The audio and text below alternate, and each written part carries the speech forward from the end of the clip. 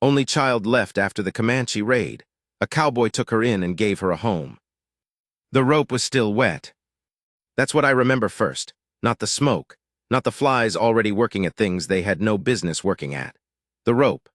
I'd used it to tie off my horse at the far post of what used to be a corral fence, and when I picked it up again to move on, it was soaked through dew or morning fog off the creek, and it weighed different in my hand than it should have. I don't know why that's the detail that stays. A man's mind finds strange anchor points.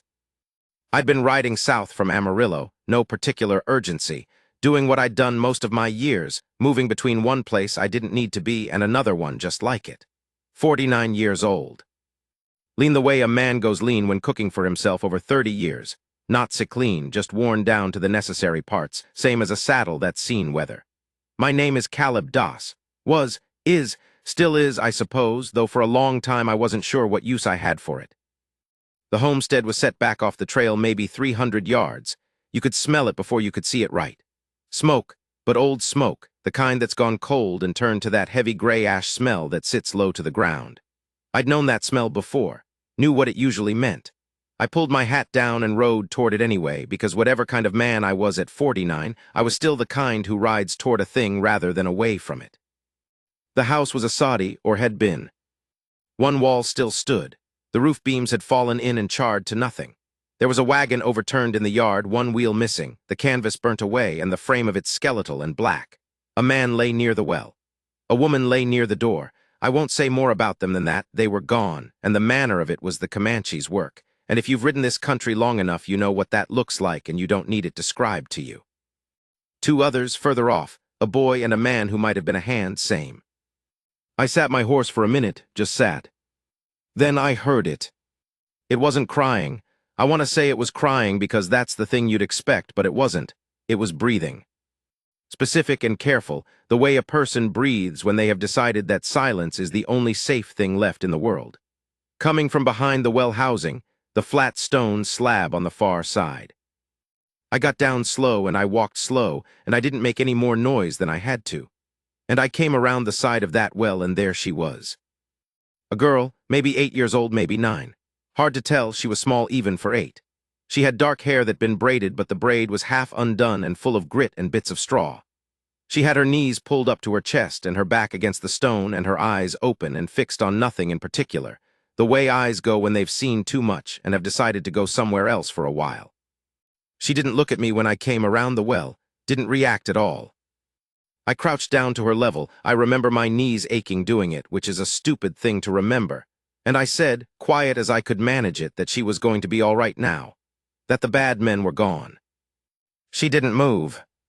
I said it again, different words, same meaning. Nothing. I sat down on the ground next to her. Just sat. I wasn't sure what else to do.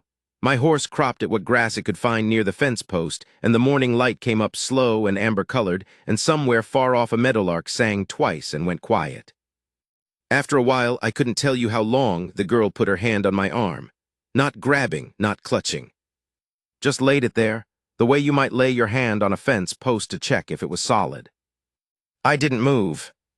She left it there. That was the beginning of everything. Her name was Clara. Clara Ann Prout, daughter of Tom and Mary Prout, late of Missouri, 3 years in Texas. She told me that not that morning, she didn't say a word that morning or the next, but eventually she told me, once she started talking again, which took about 2 weeks. The family'd come out to run a few head of cattle and try their hand at it. A lot of families were doing that back then, 1902, before the drought years, when a man could still believe the land would cooperate if you asked it politely enough.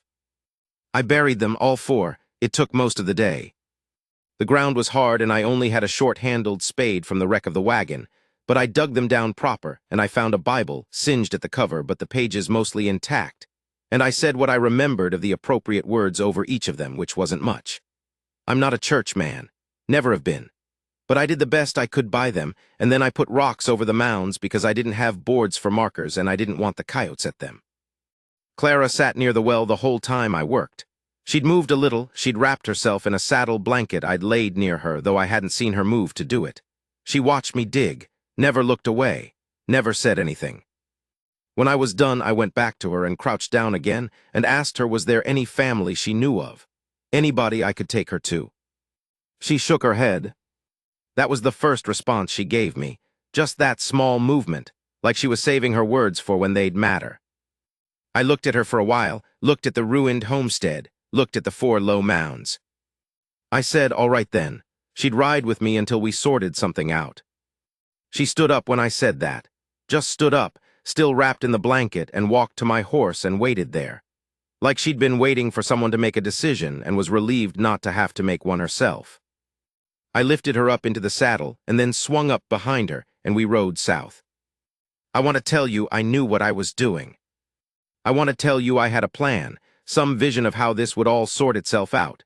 The girl would go to some distant cousin in Fort Worth, or I'd hand her to a preacher's family in the next town, or some arrangement would present itself that made sense. What I actually had was a bedroll, a cookfire skillet, $31, and a rifle I hadn't needed to use on anything but game in about 4 years. What I actually had was Clara. We rode into the town of Red Fork 2 days later. I put her in the one bathhouse they had, paid the woman who ran it an extra $1 to stay in there with her and wash her hair, and went and found the sheriff's office, figuring that was the place to start. The sheriff was a young fellow, younger than he had any business being with that badge on. He listened to what I told him, wrote some things in a ledger, said he'd send inquiries. Said it could take weeks to hear anything back, maybe months. Said there was a woman in town, a widow named of Garfield, who sometimes took children in the short term if I was looking to move on. I said I'd think on it. He looked at me, said you're not kin to her. I said no. He said, then why are you still sitting in my office? I didn't have a good answer to that. I went back to the bathhouse. Clara came out in the same dirty dress. There was nothing else to put her in, but her hair was clean and braided proper again, and her face was clean, and she looked like what she was, a little girl who had lost everything and was waiting to see what happened next. She looked at me when I came through the door, and there was something in that look, not hope exactly, more like assessment. The way a horse that's been run rough will look at a new person approaching the fence, trying to work out if you're safe. I said, you hungry? She nodded. I said, all right, let's get some food and we'll figure the rest out. We got food, I figured the rest out, just not the way I expected to. Mrs. Garfield, Hester Garfield, she preferred Hester, she told me about 4 minutes after meeting me, was a sharp-eyed woman in her mid-40s who'd been widowed twice and showed no signs of being surprised by anything the world put in front of her. She'd taken in 7 children over the years in temporary arrangements. She ran a small boarding house that also served meals to men working at the mill. She took one look at Clara and another look at me, and then she invited us both inside and fed us without asking any more questions, which was the right thing to do. Over the next few days, I kept finding reasons not to leave.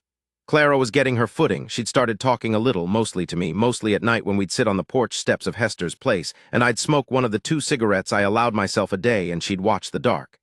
She'd ask me things. What kind of bird makes that sound? How far away is that ridge? Did I know any stories? I told her about a cattle drive I'd been on 15 years back, up through New Mexico territory, and she listened with the kind of attention children have when they're genuinely interested rather than politely pretending. She asked questions that told me she was sharp, not questions about the adventure of it, but about the logistics. How many head? What do you do if one gets a split hoof? How do you know when to push them and when to let them graze? Good questions, the kind a rancher's kid would ask. On the 6th day, Hester found me chopping wood in her back lot and stood there with her arms crossed until I stopped. She said, "What exactly are you planning here, Mr. Doss?" I said I wasn't sure yet. She said, "She's attached to you." I said I knew that. She said she barely speaks to anyone else. Sat through my boarder's supper last night and didn't say a word, then came and sat next to you on the steps after and talked for an hour. I didn't have anything to say to that. Hester said, "I've seen this before. It's not complicated. The child needs a home. You're the one she's decided is safe. The question is whether you're going to do anything about that or ride on." I said it wasn't that simple. I said I was a man who moved around, didn't have land, didn't have means, didn't have what a child needed. Hester looked at me for a long moment. She had those eyes that don't look through you so much as at you, like she could see the shape of a thing without needing to peel it apart. She said, "Seems to me what a child needs most is a person who stays." Then she went back inside. I stood there for a while with the axe in my hand. I want to be honest with you about what I was at that point in my life, because I think it matters.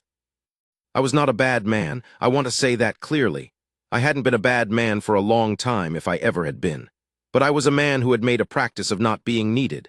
That's the cleanest way I can put it. There'd been a woman, years back, a good woman, a gentle woman named June, and it hadn't worked. And the reason it hadn't worked was the same reason most things in my life hadn't worked, which is that I had a talent for being somewhere else when being present was what was called for. Rode out on work that could have waited. Stayed gone a week when 3 days would have done it. Not out of meanness, I want to be clear about that too, just out of habit. The habit of a man who'd spent 20 years moving and had forgotten there might be a reason to stop. June had married a barber in Wichita Falls. Good man, I was told. I didn't blame her. After that, I'd kept moving. Picked up work here and there, cowboying, fence work, a few stints as a hand at bigger outfits. I was good at the work. I was good with horses, always had been, and I could handle cattle and string wire and red weather and all the things that made a man useful on a ranch. What I wasn't good at was being a man who mattered to anyone in particular. That was what I was thinking about, standing in Hester Garfield's woodlot with that axe. Clara came around the corner of the house about then. She had a tin mug of coffee in each hand. She'd made them herself, which surprised me, because I hadn't seen her do that before, and she came and handed me one and then stood next to me and looked at the pile of split wood. She said, "You splitting that for her or for something to do?" I said, "Little of both." She said, "I thought so." She sipped her coffee. I sipped mine. It wasn't bad, she'd gotten the strength right, which is more than a lot of grown people manage. She said, "Are you leaving soon?" I didn't answer right away, thought about it honestly. Then I said, "I don't think so." She nodded once, didn't say anything else, just stood there next to me, drinking her coffee, looking at the woodpile. That was the conversation that settled it. The thing about deciding to stay is that staying requires somewhere to stay. I had $31 when I rode into Red Fork. 6 days of eating at Hester's and a night at her boarding house had taken some of that. What was left I spent on 2 things.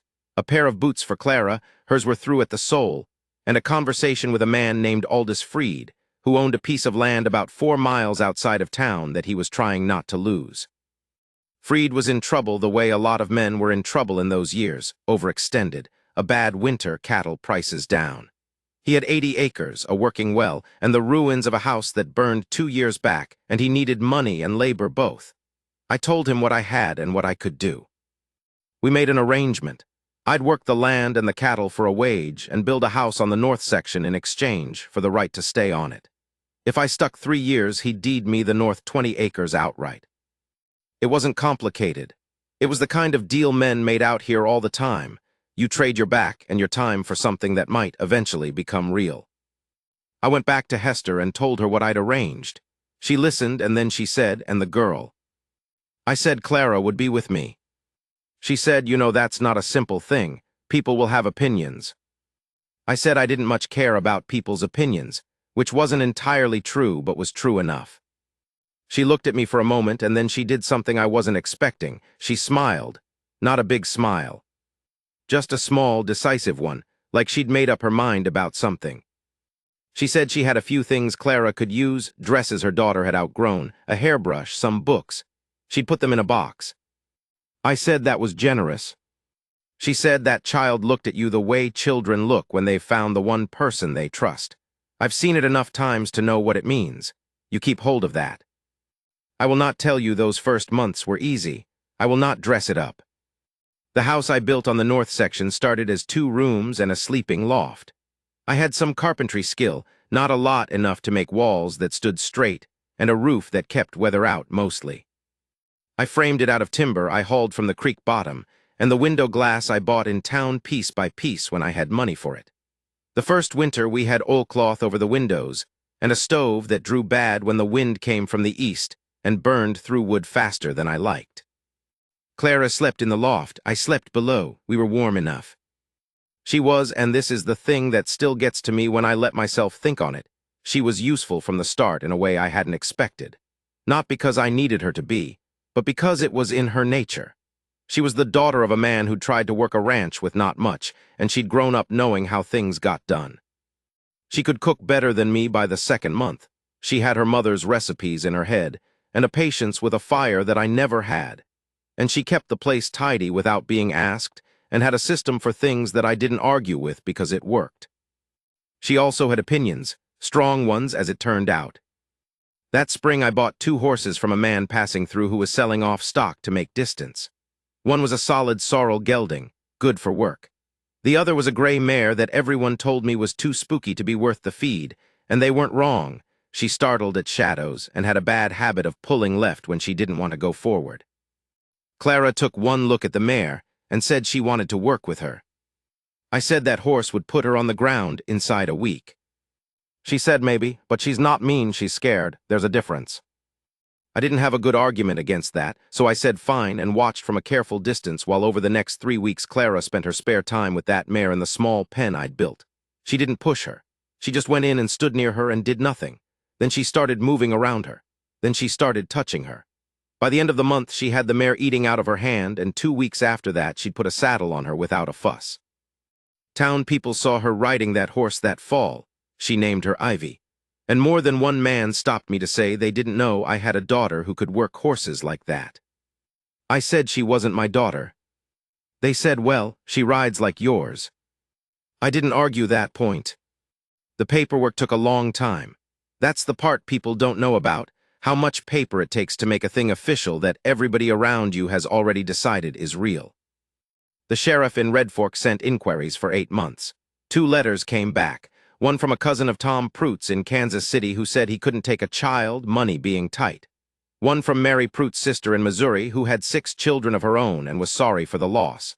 Neither of them wanted Clara. Neither of them knew her. There was a circuit judge who came through Red Fork twice a year. The second time he came through, which was in the spring of 1903, I was in his makeshift courtroom, which was the back room of the Red Fork General Store, with my hat in my hands and a letter from Hester Garfield, and a letter from Aldous Freed, and a statement I'd written out longhand by lamplight over 3 nights that said what I was trying to do and why I was the person to do it. The judge was a tired-looking man who had clearly heard a great many things in back rooms of general stores and was not easily impressed by any of them. He asked me a lot of questions. He asked them careful, and he listened careful, and he wrote things down. Then he called Clara in. She'd been waiting outside with Hester, and he asked her some questions too, and I couldn't hear what was said through the door. After a while, she came back out and sat next to me. She took hold of my coat sleeve and kept hold of it. The judge came out and looked at us sitting there and wrote something else, and then he said, "All right then." He didn't make a speech about it. He just said those 2 words, signed the paper, and handed it to me. I looked at what it said. It had Clara's name on it and my name on it and some official language in between, and what it amounted to was that she was mine and I was hers, as far as the law of the territory was concerned. Clara didn't say anything in that moment. She just tightened her hold on my sleeve a little. I folded the paper and put it in my coat pocket, and I stood up and thanked the judge, and he was already moving on to the next matter and didn't acknowledge it. We walked out into the Red Fork Street, the 2 of us, and the sun was high and the dust was up from the main road, and the town was making its usual noise, and I put my hat back on and Clara squinted up at the light. She said, "Does this mean I'm a DOS now?" I said if she wanted to be. She said she did. I said, "All right then." We went to get the horses. That was about all there was to it. The years have a way of going whether or not you're paying attention. I paid attention. That's what I can tell you about the years between 1903 and 1912. I paid attention, which is more than I can say for most of the years before. I paid attention to whether the well was holding, to the fence line on the east section where the wire had a tendency to sag, to the price of cattle and when to hold and when to sell, to the way the sky looked in the mornings when weather was coming down from the north, that particular yellow-gray color that meant you had maybe 4 hours to get your animals sorted. I paid attention to Clara. She grew the way girls do when they're fed and they're safe, and they have room to be what they are fast, and then all at once. One year she was 9 and talking my ear off about horses. The next she was 12 and reading everything she could get her hands on. The next she was 15 and had opinions about cattle prices that were better than most of the men I dealt with. She went to the Red Fork school through her 14th year, and then the school stopped going as far as she'd gotten, so I made an arrangement with the school teacher, a young woman named Miss Albright who later married the mill foreman and moved away, to have her come out to the house on Tuesday and Thursday afternoons and work with Clara on mathematics and literature and whatever else she had to teach. It cost me. I didn't care. Clara did her schoolwork at the kitchen table at night, by the lamp, while I did the accounts in the same light. We sat like that many nights, maybe 1,000 nights, over the years, each of us doing what we were doing, not needing to talk, the stove ticking in the corner and the horses settling in the barn and the dark pressing comfortable against the windows. That was a good life. I didn't always know it was a good life while I was living it, but I knew it well enough. The town's opinion of me changed over those years, and I want to talk about that because it surprised me, and I think it mattered more than I would have expected.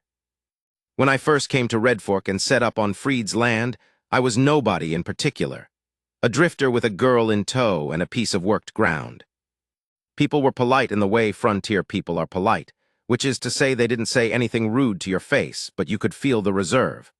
A man alone, middle-aged, no history anyone knew, and now this child, there were questions.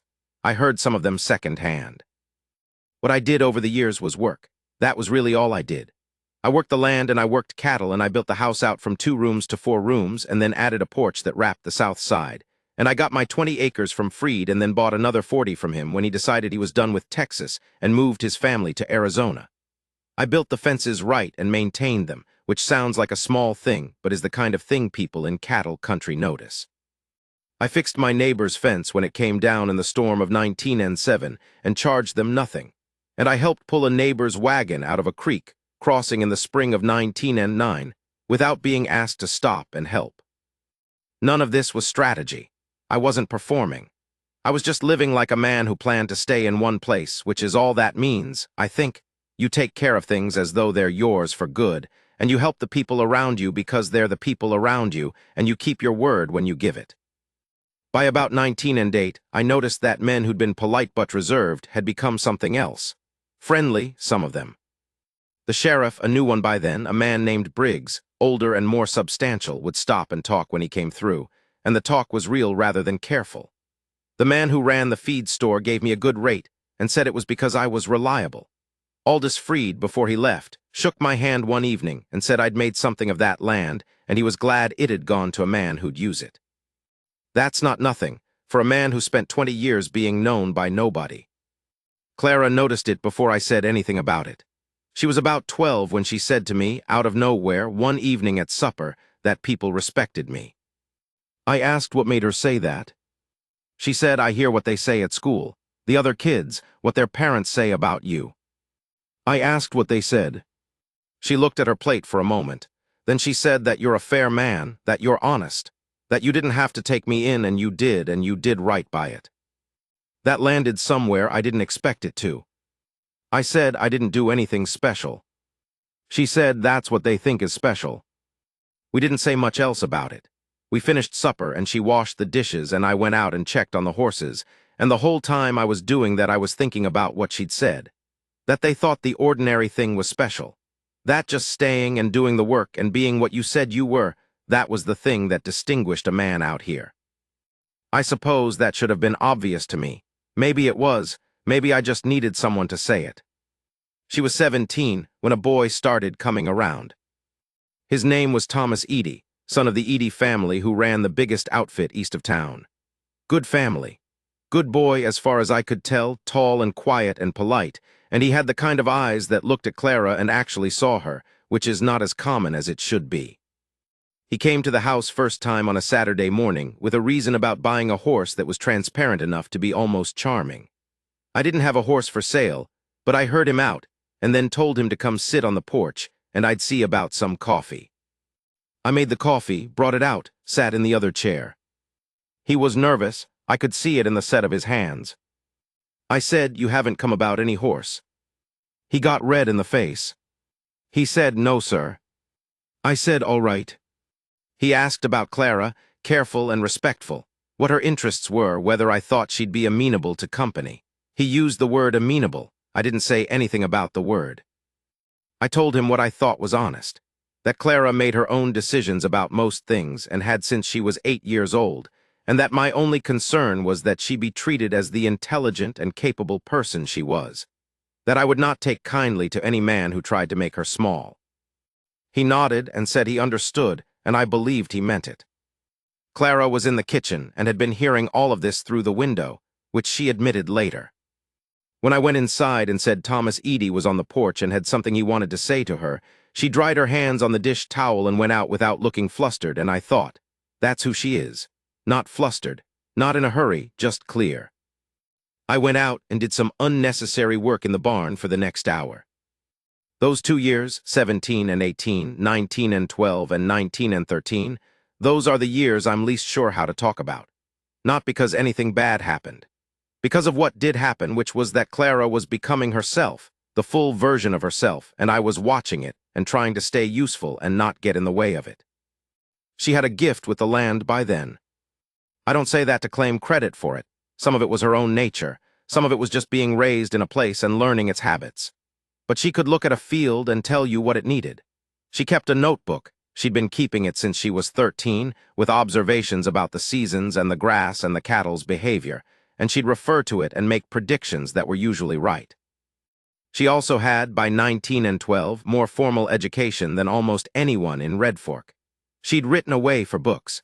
She read agricultural reports from the University Extension Service, which had started publishing bulletins. She knew things about rotation and soil and water management that I didn't know, and she told me about them, and I listened, because listening to people who know more than you is the most efficient use of a man's time. We ran the place together by then. That's the only honest way to put it. Not her working under me and not me supervising her, together, each of us with our area where we were stronger, her better with the books and the forward planning, me better with machinery and fence, and dealing with suppliers who needed to see a face they already knew. It worked. It worked better than either of us could have done alone. Thomas Edie proposed to her that fall. He told me first, came to the house on a Tuesday morning when Clara was in town for supplies. He was more nervous than the first time, but this time the nervousness had a different quality. Not the nervousness of trying to impress, but the nervousness of a man who wanted something that mattered. I told him I thought he was a good man, that I thought he'd be good to her, and that what mattered most was what she thought, not what I thought. He said he understood that. He asked anyway whether I'd give my blessing. He said it in a way that told me he knew the difference between my blessing and my permission, and that he was asking for the first one, not the second. I said yes. He came back the next day with a ring that had been his grandmother's. Clara said yes, standing in the kitchen with flour on her hands from biscuits she was making, which made him laugh, and then she laughed too, and I was in the barn and heard the laughter through the open window and went back to greasing a harness joint and let them have their moment. The wedding was in the spring of 19 and 13.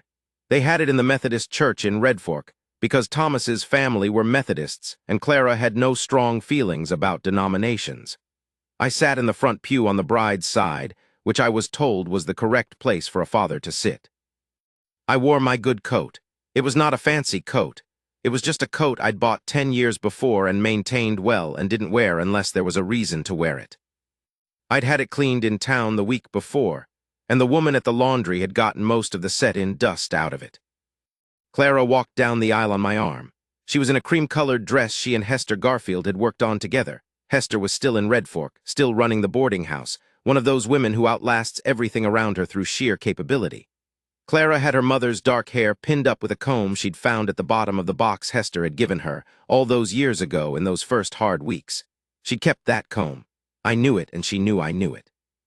She had her hand on my arm, and we were walking slow the way you walk in those moments. And she leaned slightly toward me and said quietly, without looking at me, "Thank you for all of it." I said she didn't need to thank me. She said, "I know I don't need to. I want to." And then we were at the front, and Thomas was standing there with the look men have when they're about to get the thing they wanted and can't quite believe it. And the preacher was ready, and I stepped back and let her go.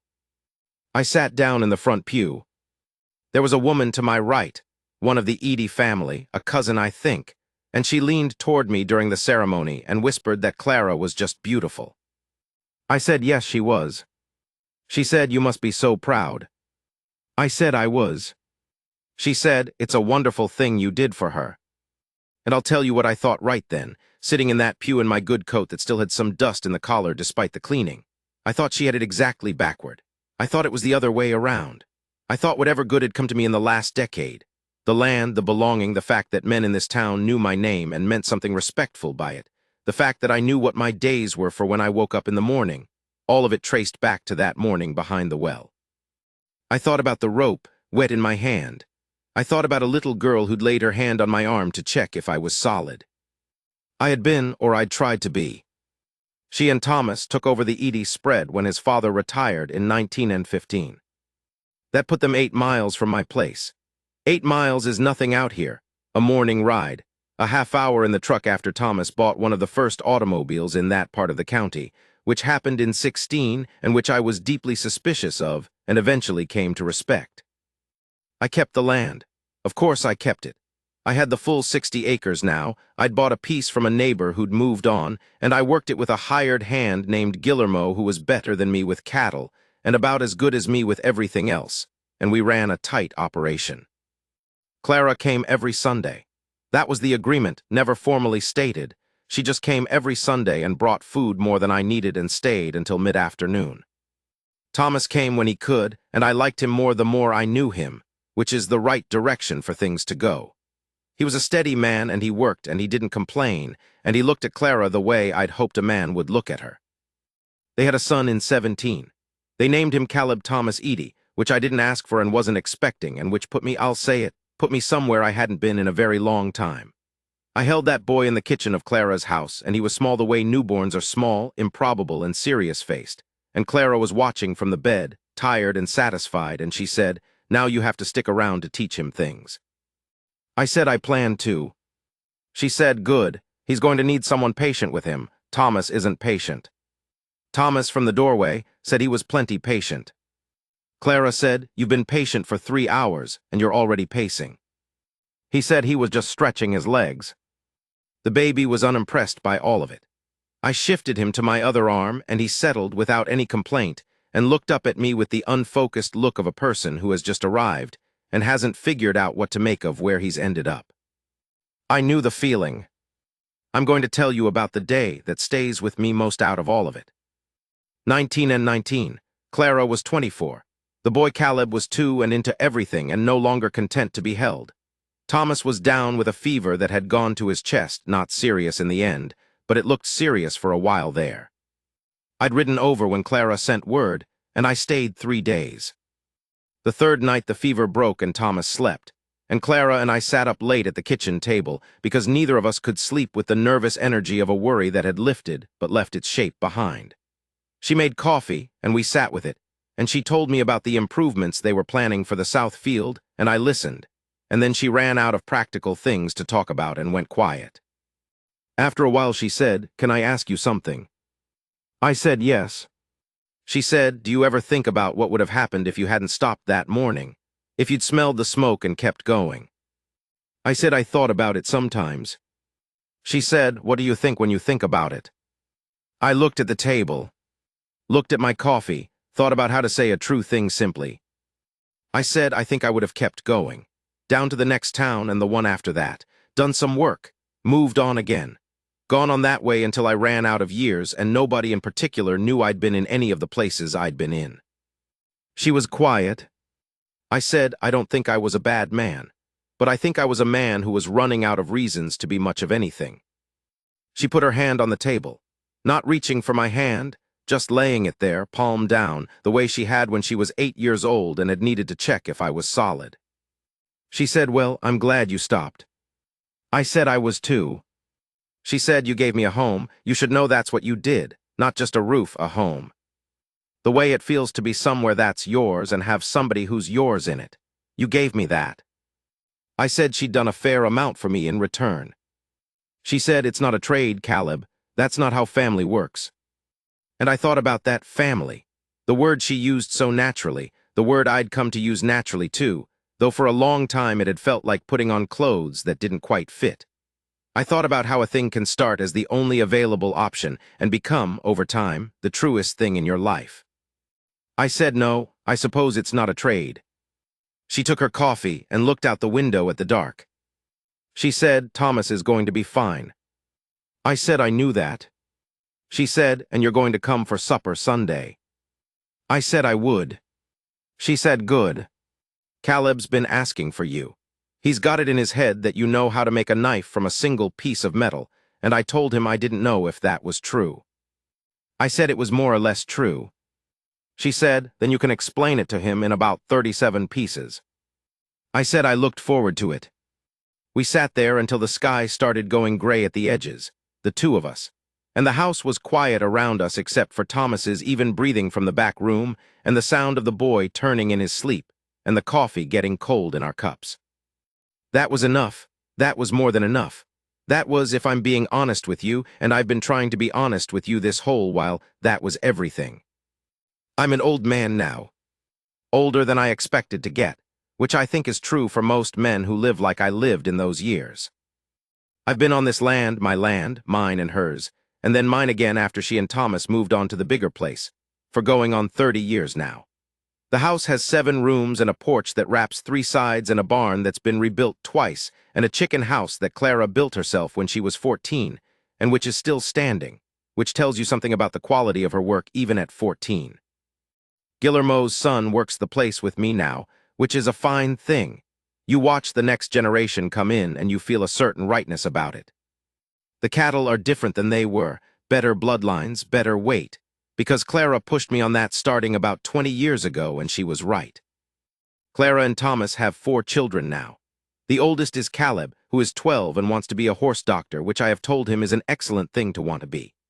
The others are Robert and Mary, named for Clara's parents, which I didn't suggest, and which she decided on her own, and a youngest girl they call Bess, who is 5 and has her mother's clear eyes and her grandfather Thomas's stubbornness, which is going to be interesting in about 10 years. They come on Sundays. Clara comes more than that, sometimes just to sit and sometimes with things she wants to talk through about the ranch. I still listen. I still try to have something useful to say. Whether I manage it is not always for me to judge. I think about that morning sometimes, the way I said before. The rope wet in my hand. The cold smell of old smoke. A child behind a well, breathing careful and precise, trying to make herself small enough that the world would pass her by. I stopped that morning. That was all it was. I stopped and I went toward the thing and I stayed. I have never thought I did anything extraordinary. I thought I did the obvious thing and then I kept doing it. What surprised me, and this is the thing I find myself wanting to say, if there's one thing, what surprised me is what the obvious thing turned out to be worth.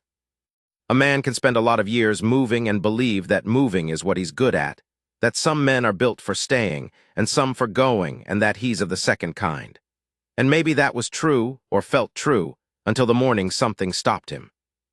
She stopped me, an 8-year-old girl with a braided half undone and her hand laid flat on my arm to test whether I was solid. That stopped me. And everything I am, everything I turned out to be able to be, came from the stopping. I've got the deed to this place in a box under my bed, my name on it. 60 acres. The Doss place people in town call it, have called it for 20 years. Caleb Doss, that's who I am. That's who I turned out to be. I'm not sure I could have told you that, the morning I rode south from Amarillo with nothing in particular pulling me. But here I am. The sun's going down out past the south pasture, and it's putting a color on the grass I can't quite name, somewhere between gold and something else. In a little while I'll go in and make supper. Sunday the whole family's coming, and Clara said she'd bring a pie, which means I need to make sure I have the good plates out. I'll do that. I'll sit on the porch first for a while, though, and look at the land that's mine and think about the morning I stopped, and the girl who put her hand on my arm, and the man I managed to become because of it. That's plenty, that's more than plenty. That's a life.